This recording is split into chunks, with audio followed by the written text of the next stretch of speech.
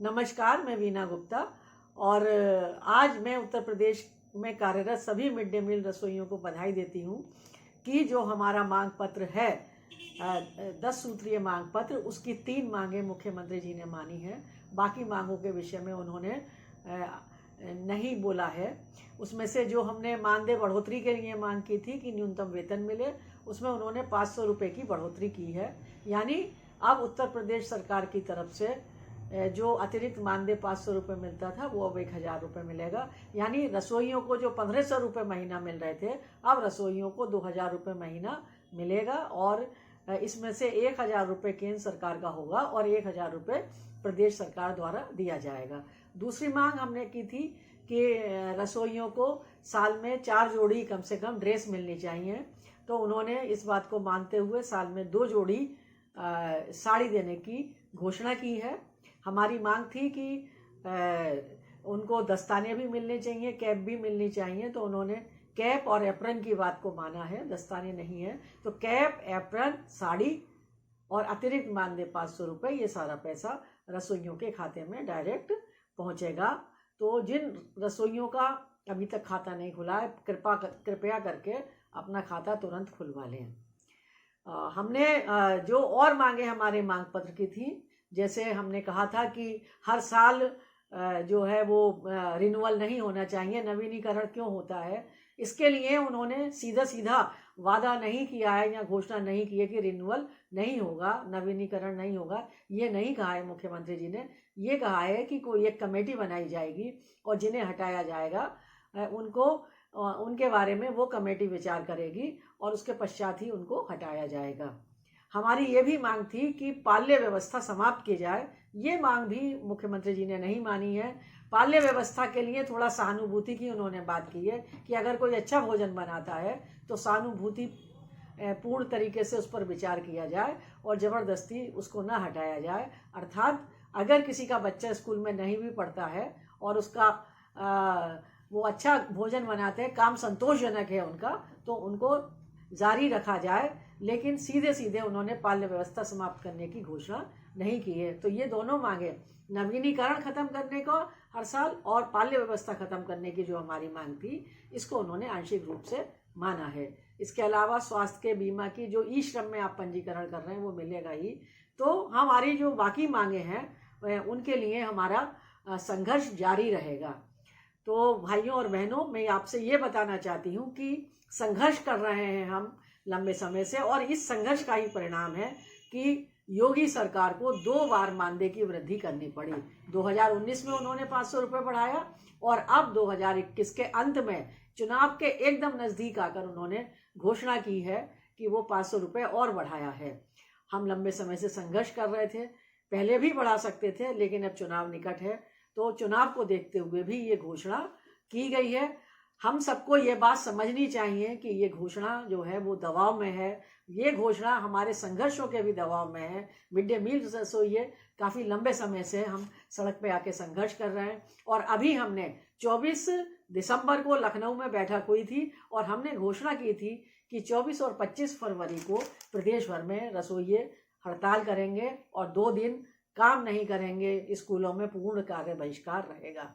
और ये बात की सूचना सरकार को देने के लिए 19 जनवरी को बीएसए के यहाँ ज़्यादा से ज़्यादा तादाद में पहुँच के प्रदर्शन करेंगे। इस कार्यक्रम की घोषणा हमने 24 दिसंबर को अपनी राज्य कमेटी की बैठक में की थी। ये कार्यक्रम जारी रहेगा। मैं सब भी रसोइया भाइयों और बहनों को स्पष्ट करना चाहती हूँ कि जो कार्यक्रम की आंदोलन की घोषणा हुई है वो आंदोलन बदस्तूर जारी रहेगा। और जो हमारी मुख्य मांगे हैं कि 10 महीने का जो मानदेय मिलता है उसको 12 महीने किया जाए, यानी पूरे 12 महीने का मानदेय किया जाए। 25 बच्चों पे एक रसोइये की नियुक्ति हो, जो केंद्र सरकार का मानक है कि 25 बच्चों पे एक रसोइया होगा, लेकिन प्रदेश सरकार 50 बच्चों पे एक रसोइया रखती है, तो 25 बच्चों पे एक रसोइया रखा जाए, ये भी हमारी मांग है। फिर बहुत सारे जो हैं जो रिटायर हो रहे हैं या उम्र हो गई है उनको पेंशन दी जाए, उनको चिकित्सा, मेडिकल लीव और कैजुअल लीव, आकस्मिक अवकाश, ये सब जो है वो प्रोवाइड कराया जाए रसोइयों को। इन सब चीज़ों के लिए हमारा जो आंदोलन है वो जारी रहेगा। रसोइयों के आधुनिकीकरण की भी हम मांग उठा रहे हैं।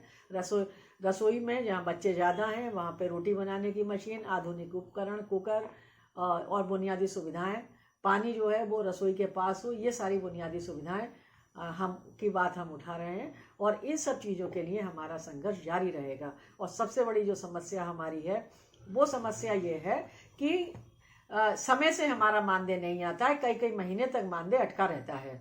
जब मानदेय अटकता है फिर यूनियन संघर्ष करती है, चिट्ठी लिखती है, अधिकारियों से मुलाकात करते हैं, दबाव बनाते हैं धरना प्रदर्शन के माध्यम से, तब जाके कहीं 2-3 महीने का मानदेय आता है और फिर वो महीनों के लिए बंद हो जाता है। फिर हमें धरना प्रदर्शन और आंदोलन करना पड़ता है। तो नियमित मानदेय मिलता रहे, इसके लिए ये संघर्ष बहुत ज़रूरी है। ये जो चीज़ें की घोषणा आज मुख्यमंत्री जी ने की है, ये हमारे आंदोलन की जो मांगे हैं, हमारे आंदोलन में जो हमने अपना मांग पत्र दिया है उसके बहुत कम चीज़ों को उन्होंने माना है। उम्मीद करेंगे कि आगे हमारी मांगों में के लिए हम सरकार को मनवाने में सफल होंगे। और ये सफलता इसी बात पर निर्भर करेगी कि ज़्यादा से ज़्यादा वर्कर जो हैं वो यूनियन में जुड़ें। अभी बहुत से ऐसे वर्कर हैं, देखा जाए तो बहुत कम तादाद में वर्कर हैं जो आंदोलन कर रहे हैं, जो संघर्ष कर रहे हैं, जो धरना प्रदर्शन करते हैं, जो बीएससी के यहाँ अपना ज्ञापन लेके जाते हैं, उनसे बात करते हैं। बहुत बड़ी तादाद है जो सिर्फ पूछते हैं, फ़ोन करके जानकारी हासिल करते हैं, लेकिन आंदोलन में नहीं निकलना चाहते। उन सभी से मेरा कहना है कि अगर आप सब मिलकर आंदोलन करेंगे और यूनियन के साथ जुड़ेंगे और सचेतन आंदोलन करेंगे तो आपको ज़रूर सफलता मिलेगी। अभी हमारी मीटिंग में एक यूनियन के कुछ लोग आए थे, वो दूसरी यूनियन थी। उनका कहना था यूनियन का काम सिर्फ मानदेय बढ़वाना है और कुछ नहीं है। मैं आपको बताना चाहती हूँ यूनियन का काम है कि हमारे हर रसोइये की जो हित है, किसी को भी काम से ना निकाला जाए, किसी का उत्पीड़न ना हो, सब लोग काम पे रहें और अच्छे से काम करें, ये भी यूनियन की जिम्मेदारी है। तो अगर किसी को निकाला जाता है, इस स्कीम के बाहर किया जाता है, स्कूल से हटाया जाता है, तो उनको संघर्ष करना चाहिए और कारण समझें कि क्यों हुआ, कैसे हुआ और यूनियन से संपर्क करें। तो आप सही यूनियन के साथ जुड़ें, उस यूनियन के साथ जुड़ें जो आपकी मांगें लगातार उठाती है। तो मैं फिर अपील करूंगी कि C2 से संबद्ध जो हमारी यूनियन है, मिड डे मील रसोइया कर्मचारी यूनियन उत्तर प्रदेश, उससे आप जुड़ें और अपने संघर्ष को मजबूत करें। आपको सभी को शुभकामनाएं। और आखिर में एक बात और, इस चैनल को ज़रूर सब्सक्राइब करें, लाइक करें और ज़्यादा से ज़्यादा रसोइयों तक पहुंचाएं, क्योंकि हम अक्सर बहुत सारी सूचनाएं और जानकारियां इसके माध्यम से आपको देते रहते हैं। धन्यवाद।